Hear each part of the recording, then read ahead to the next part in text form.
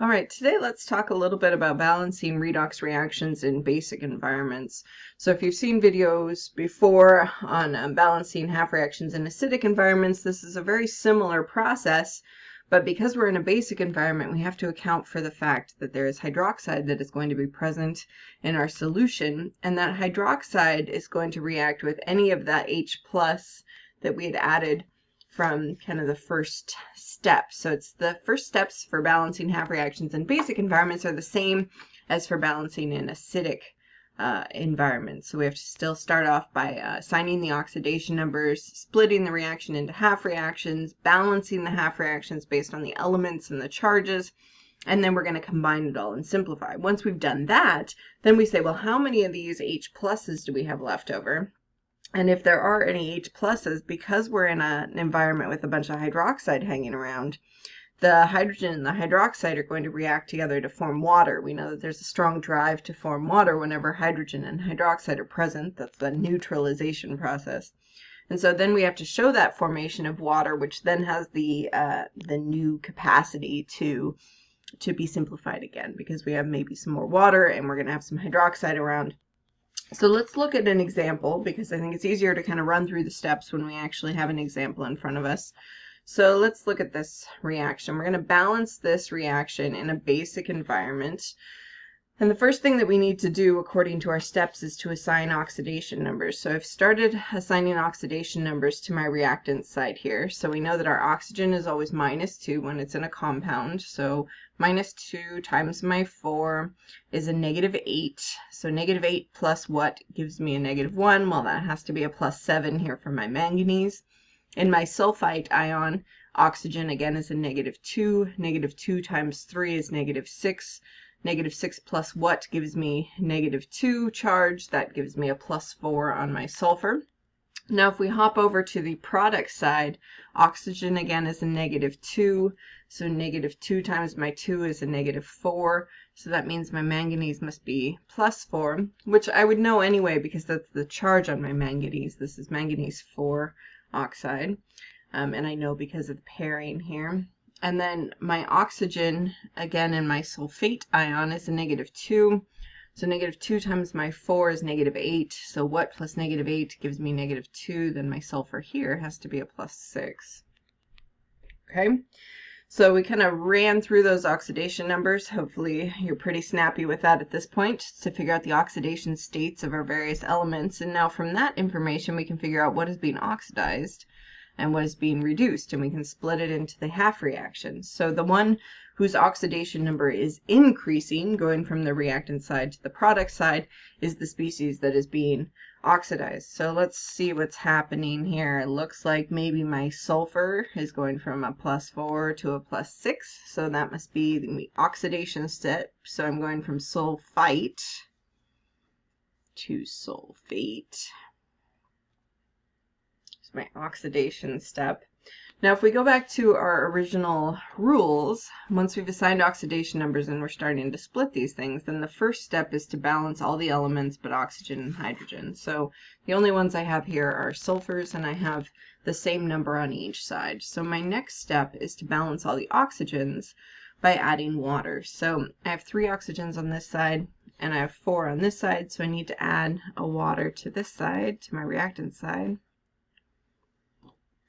And then my next step is to balance the hydrogens by adding H+. So I have 2 hydrogens on this side, none on this side, so I need to add some H pluses to the other side. And then now I need to balance the charges by adding electrons. So we need to figure out what do we have net charge-wise here. I have a -2 on this side, right, because I have neutral water, a -2 sulfite. I have a -2 here and a +2, so I have a 0, net 0 charge on this side. So I need to add electrons to make it more negative.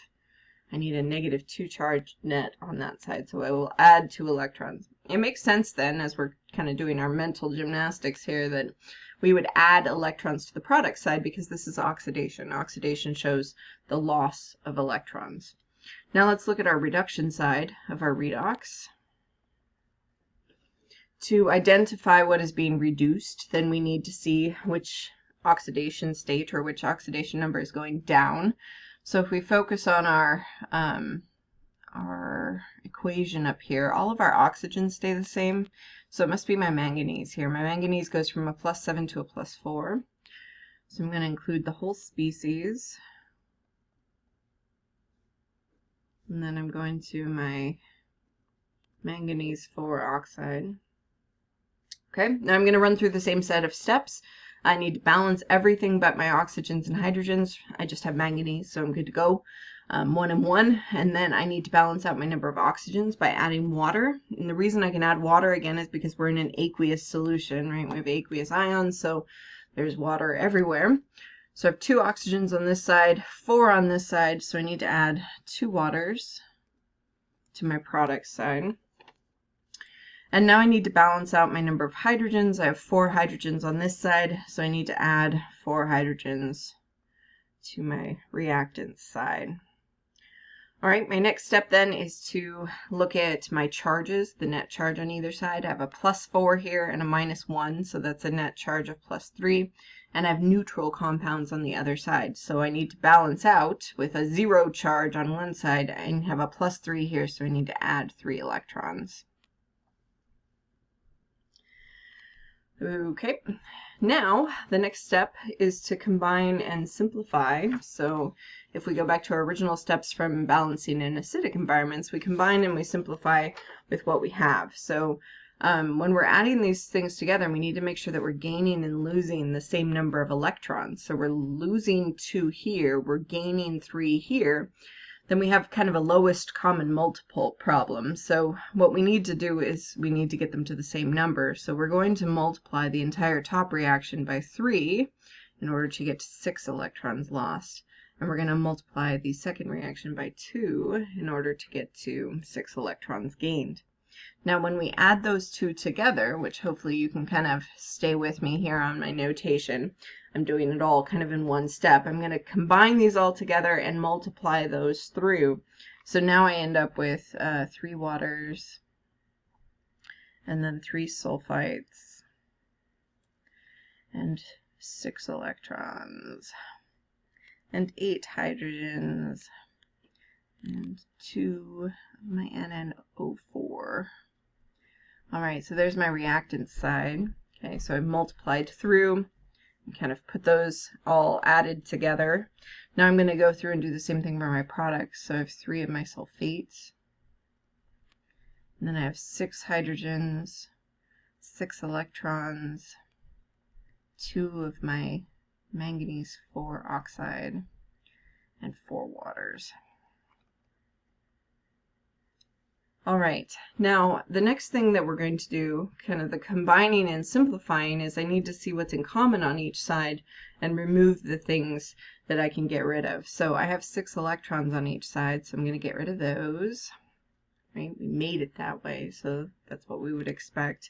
I have some waters that are in common on each side, so I have 3 waters here, 4 waters here, so I can get rid of the 3 here, and then I'm left with 1.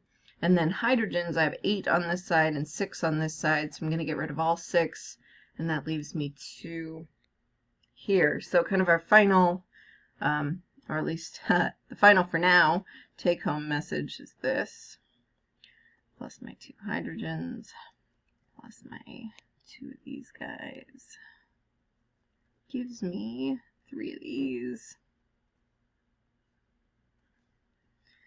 and 2 of these, and 1 water. Okay, so here's where we're at the end of all of the steps we did for balancing in acidic environments, but we're in a basic environment, and so we have to say, let's go back to our steps from the first part then. We have to say, well, we did everything the same as the acidic environment, so now I need to figure out how many hydrogens I have, and because I'm in a basic environment, these hydroxides are going to react with the hydrogens. So I need to add the same number of hydroxides as I have hydrogens on each side. So if this is kind of my take-home, I have hydrogens on my reactant side here, 2 of them, and so in a basic environment, those 2 hydrogens are going to react with 2 hydroxides, and they're going to give me 2 waters.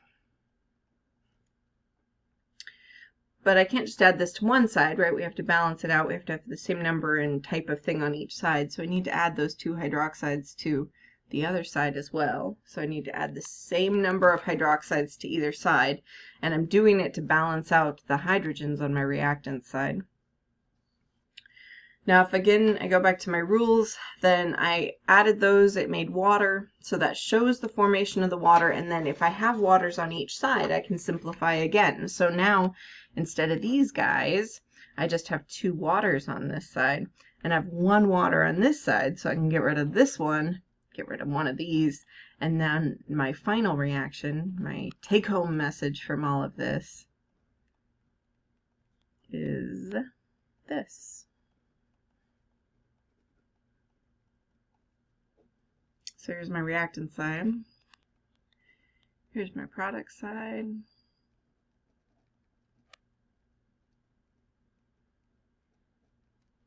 And of course, I'd probably do that all on one line if I had a little more space, but ran out of space there at the end. So here's my final, the kind of take-home message of this reaction. This is the balanced chemical process in a basic environment. And again, the nice thing about these types of problems is you can always go back and check your work. So you want to make sure that you have the same number and type of element on each side so that everything balances out. And you want to make sure that the net charges add up as well. So if 3 times my -2 here gives me a -6, 2 times my -1, I have a net charge of a -8 on this side. So I have 3 times my -2 is -6 here, times 2 times my -1, so I have a net negative charge, -8 charge on this side as well. So you want to make sure that the charges are balanced. You want to make sure you have the same number and type of element on each side.